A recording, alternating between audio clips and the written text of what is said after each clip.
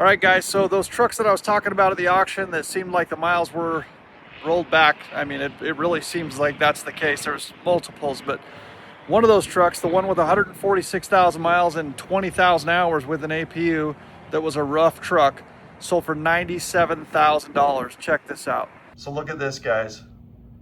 That truck was the one with 20,000 hours and it has an APU, so it should probably have like 4,000 hours. This truck should have 4,000 hours. Plus 6.5% of that value. So these trucks are selling for way more money than they're worth. And that's sad. Whoever buys these trucks is going to be very disappointed.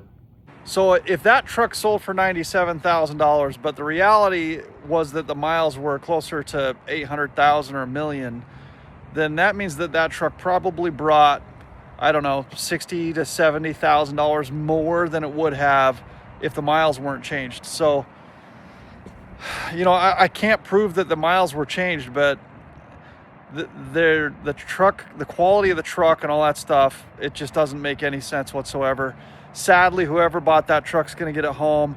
There's no way they inspected that truck in person because it ran like crap. So like just starting it right away and looking at the hours, you're like, there's no way this truck has 146,000 miles on it. And if it does, it's beat to hell 146,000 miles and it idled its entire life. So I have no idea why anybody would pay that kind of money for that truck without seeing it. So they probably just assumed, hey, it looks good, the pictures look decent. But, you know, even the photos that they take on the auction site are minimal. They take a minimal amount of photos. They take like 11, 15 photos. There should be like 130 photos of each truck with every little thing. So, I mean, really, the auction is just doing everything they can to make as much money as possible by giving you just enough information to think, you know, this looks like a decent piece of equipment. The auctions used to be in person only. You'd have to go in person so you could inspect the equipment.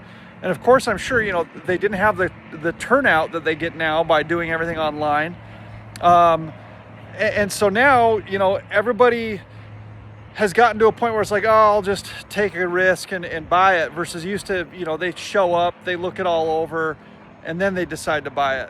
And now it's like you can go to the auction to inspect the equipment, but the auction is not in person on site. The auction is online.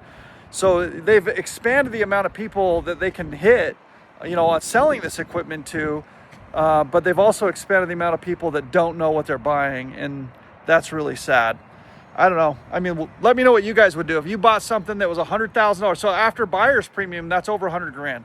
So they spent $100,000 on a truck that by